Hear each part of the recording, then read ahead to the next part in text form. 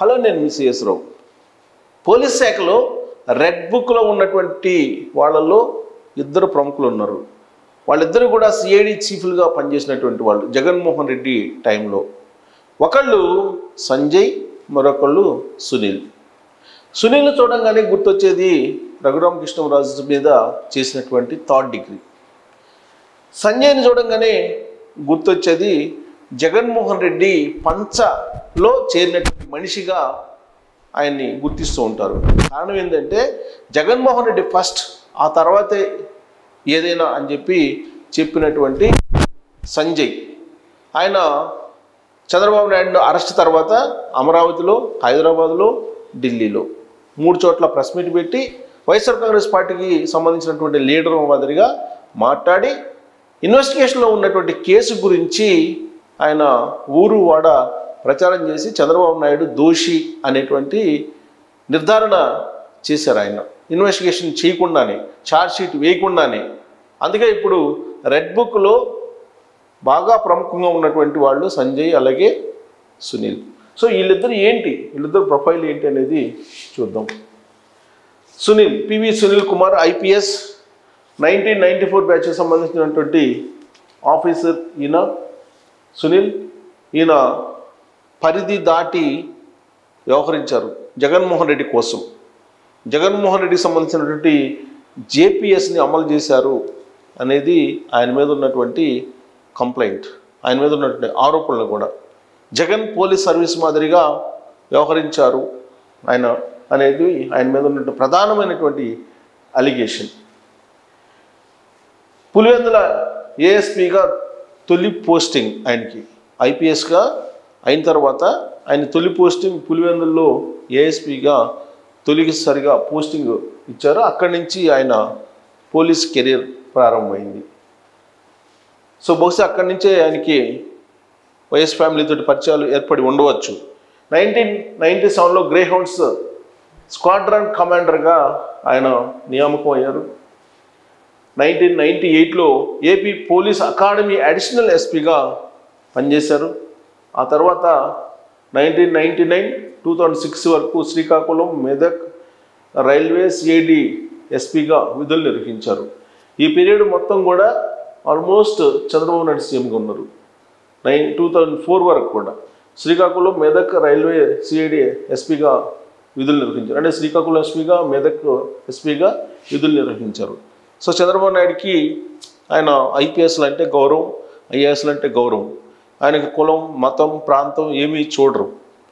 ఆయన సమర్థతను బట్టి పోస్టింగ్లు ఇస్తూ ఉంటారు. అందుకే బహుశా సునీల్కి శ్రీకాకుళం, మెదక్ ఎస్పీగా అవకాశం ఇచ్చారు అప్పట్లో. ఆ తర్వాత 2007, 2010 వరకు రైల్వే పోలీస్ డిఐజీగా పనిచేశారు. 2007 నుంచి 2010 వరకు. ఆ పీరియడ్లో రాజశేఖర్ రెడ్డి టైం ఇది. సో ఆ పీరియడ్లో రైల్వే పోలీస్ డిఐజీగా పనిచేశారు. 2011లో ఐజీగా ప్రమోషన్ వచ్చింది ఆయనకి. ప్రొహిబిషన్ అండ్ ఎక్సైజ్ డైరెక్టర్గా ఆయన పనిచేశారు ఉమ్మడి ఆంధ్రప్రదేశ్లో. ఆ తర్వాత 2012లో ఎస్పీఎఫ్, 2013లో గుంటూరు రేంజ్ ఐజీగా పనిచేశారు ఆయన. సో గుంటూరు రేంజ్ ఐజీగా పనిచేశారంటే డెఫినెట్గా ఆయనకి ట్రాక్ రికార్డ్ గుడ్గా ఉంటుంది అప్పటి వరకు కూడా. 2015 వరకు సిఐడి ఐజీగా పనిచేశారు. ఇది 2015 నుంచి 2018 అంటే చంద్రబాబు నాయుడు విడిపోయినటువంటి ఆంధ్రప్రదేశ్కి ముఖ్యమంత్రిగా ఉన్నారు ఆ టైంలో సిఐడి ఐజీగా సునీల్ పనిచేశారు, ఐపీఎస్ అధికారి.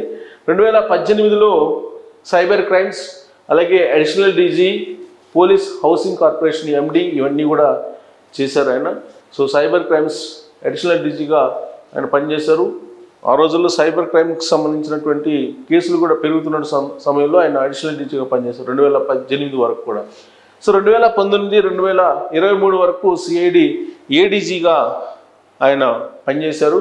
కరెక్ట్గా ఈ పీరియడ్లోనే సునీల్ వివాదాస్పదంగా మారారు. 2018 వరకు కూడా ఆయన ట్రాక్ రికార్డ్ ఎక్కడా కూడా ఆయన పైన ఆరోపణలు కానీ వివాదాస్పదమైనటువంటి అంశాలు కానీ లేవు. 2019లో జగన్మోహన్ రెడ్డి అధికారంలోకి వచ్చిన తర్వాత జగన్మోహన్ రెడ్డి మనిషిగా, జగన్మోహన్ రెడ్డి అనుకూలమైనటువంటి అధికారిగా ఆయన మారిపోయారనేది ఆయన మీద ఉన్నటువంటి ఆరోపణ. సిఐడి చీఫ్గా ప్రతిపక్షాలను టార్గెట్ చేస్తున్నారనేటువంటి ఆరోపణలను సునీల్ ఎదుర్కొన్నారు. జగన్మోహన్ రెడ్డి ఏం చెప్తే అది చేస్తూ వచ్చారు. నిబంధనలను పక్కన పెట్టారు. పోలీసుకు సంబంధించినటువంటి నిబంధనలు ఏవైతే ఉన్నాయో, గైడ్లైన్స్ ఏవైతే ఉన్నాయో ప్రాథమికంగా వాటిని కూడా పక్కన పెట్టేసి జగన్మోహన్ రెడ్డి కోసం ఒక అడుగు ముందుకేసి రఘురామకృష్ణరాజుని అరెస్ట్ చేసి థర్డ్ డిగ్రీ ప్రయోగించారు అనేది సునీల్ మీద ఉన్నటువంటి ఒక ఆరోపణ. టీడీపీ నేతలపైన ఇన్సైడర్ ట్రేడింగ్, ఫైబర్ నెట్ కేసులు పెట్టారు. సిఐడిగా ఉన్నప్పుడు ఆయన Sunil Kumar insider trading, fibre net, అలాగే ఎంపీ కృష్ణరాజు, రఘురామకృష్ణరాజు కొన్ని మీడియా సంస్థలపైన రాజద్రోహం కేసులు పెట్టారు సునీల్ కుమార్. జగన్మోహన్ రెడ్డి ఏది చెప్తే అది చేశారు. అంతేకాదు జగన్మోహన్ రెడ్డి ఎవరినైనా కట్టడి చేయాలంటే ఎలా కట్టడి చేయాలో కూడా ఆయన ఇండియన్ పీనల్ కోడ్లో ఉన్నటువంటి సెక్షన్స్ చెప్పి ఆయన జేపీఎస్గా వాటిని కన్వర్ట్ చేసి వ్యవహరించారు అనేది ఆయన మీద ఉన్నటువంటి ప్రధానమైనటువంటి ఆరోపణలు. మీడియా సంస్థల మీద కూడా రాజద్రోహం కేసులు పెట్టి బాగా హైలైట్ అయినటువంటి పోలీస్ ఆఫీసర్ ఆయన, జగన్మోహన్ రెడ్డికి అనుకూలమైనటువంటి పోలీస్ ఆఫీసర్గా. అలాగే సునీల్ పైన కేంద్ర హోంశాఖకు రఘురామకృష్ణరాజు ఫిర్యాదు చేశారు. లోక్సభ స్పీకర్ కూడా ఫిర్యాదు చేశారు. థర్డ్ డిగ్రీ ప్రయోగించారు తన మీద అనేది రఘురామకృష్ణరాజు చేసినటువంటి అలిగేషను. సునీల్ అర్ధరాత్రి వేళ రఘురామకృష్ణరాజుని తీసుకువెళ్ళి ఒక వీడియో కాల్ కూడా జగన్మోహన్ రెడ్డికి చూపించారు థర్డ్ డిగ్రీ ప్రయోగించేటప్పుడు అనేది రఘురామకృష్ణరాజు చెప్తున్నటువంటి మాట. సో సునీల్ ఆ సమయంలో జగన్మోహన్ రెడ్డికి ఎంత అనుకూలమైనటువంటి పోలీస్ ఆఫీసరో ప్రజలకు అర్థమైపోయింది అనేది విపక్షాలు చెప్పేటువంటి మాట, అభిప్రాయం కూడా. కేంద్ర హోంశాఖ సీరియస్గా తీసుకుంది రఘురామకృష్ణరాజు ఇచ్చినటువంటి ఫిర్యాదుతోటి. దాంతో సునీల్ని పక్కన పెట్టమని చెప్పి రాష్ట్ర ప్రభుత్వానికి కేంద్ర హోంశాఖ నుంచి ఆదేశాలు వచ్చాయి. దాంతో ఆయన్ని పనిష్మెంట్ కింద పక్కన పెట్టింది. ఆ తర్వాత నాన్ ఫోకల్ పోస్ట్కి బదిలీ చేయడం జరిగింది. సో సునీల్ని కేంద్ర హోంశాఖ ఎందుకు పక్కన పెట్టముంది, ఆయన మీద చర్యలు ఎందుకు తీసుకోముంది అని అంటే హిందూ వ్యతిరేక వ్యాఖ్యలు చేశారనేది సునీల్ మీద రఘురామకృష్ణరాజు చేసినటువంటి కామెంట్. అందుకే ఆయన్ని పక్కన పెట్టమని చెప్పి కేంద్ర హోంశాఖ ఆదేశించింది. జగన్మోహన్ రెడ్డి ప్రభుత్వం ఆయన్ని కొన్ని రోజుల పాటు పక్కన పెట్టి ఆ తర్వాత నాన్ ఫోకల్ పోస్ట్లో నియమించడం జరిగింది. ఇక 2023 నుంచి AP disaster response and fire service డీజీగా ఉన్నారు.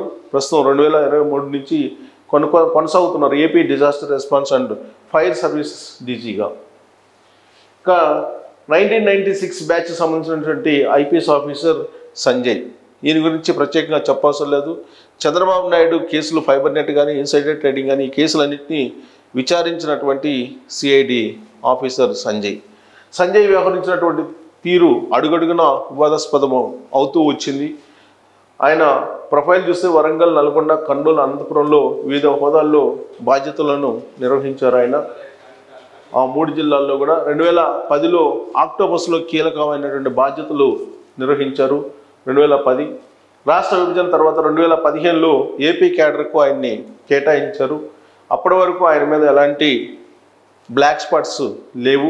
2023 జనవరిలో ఏపీ సిఐడి ఏడీజీ పోస్ట్ వచ్చింది.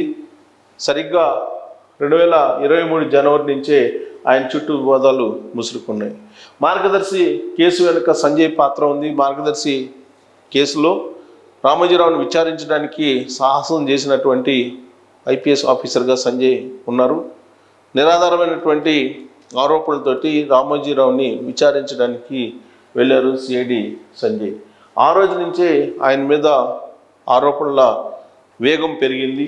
స్కిల్ కేసులో చంద్రబాబు నాయుడును జైలుకి పంపించేలాగా సంజయ్ కేసును అల్లేశారు నిరాధారమైనటువంటి ఆరోపణలతోటి. స్కిల్ కేసు చంద్రబాబు నాయుడు జైలుకి పంపించడానికి ప్రధానమైనటువంటి కేసు. ఆ కేసులో ఏమీ లేదు, నిరాధారమైనటువంటి ఆరోపణలతోటి ఆయన్ని జైలుకి పంపించి 53 రోజుల పాటు రాజమండ్రి సెంట్రల్ జైల్లో పెట్టడానికి కారణం సంజయ్. స్కిల్ కేసులో చంద్రబాబు నాయుడుకు బెయిల్ రాకుండా రకరకాల ప్రయత్నాలు చేయటంలో కూడా ఈయన రకరకాల ప్రయత్నాలు చేశారు. ఫైబర్ నెట్ కేసులో లోకేష్ను ఇరికించేటువంటి ప్రయత్నం కూడా సంజయ్ చేశారు. అందుకే ఈయన రెడ్ బుక్లో ప్రైమరీగా ఉన్నారు.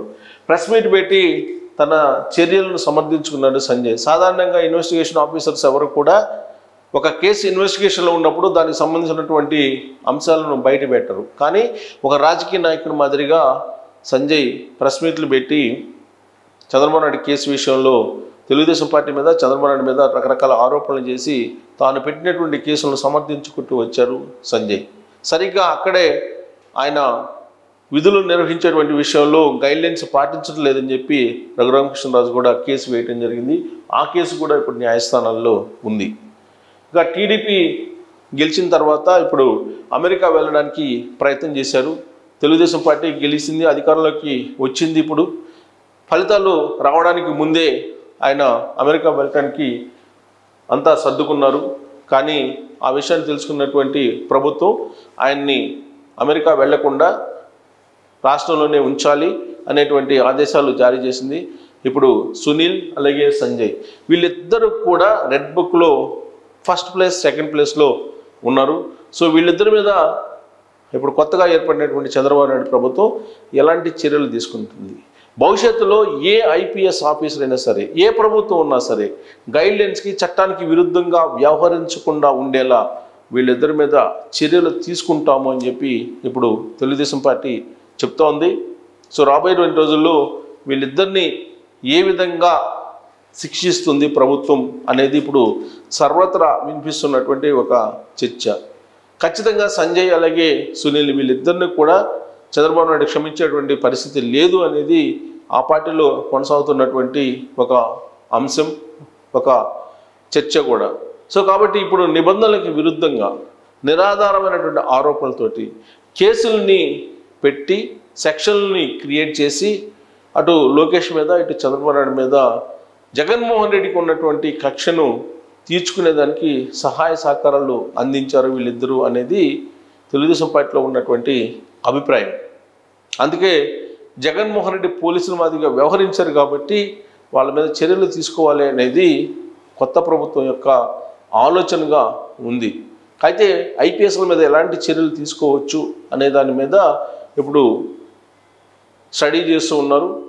మరోసారి భవిష్యత్తులో ఏ ఐపీఎస్ ఆఫీసరు నిరాధారమైన ఆరోపణలతోటి పాలకులు చెప్పేటువంటి మాటలు విని గైడ్లైన్స్ని, చట్టాలని పక్కన పెట్టి వ్యవహరించకుండా ఉండేలా వీళ్ళిద్దరి మీద చర్యలు తీసుకునే అవకాశం ఉంది అని చెప్పి తెలుస్తుంది.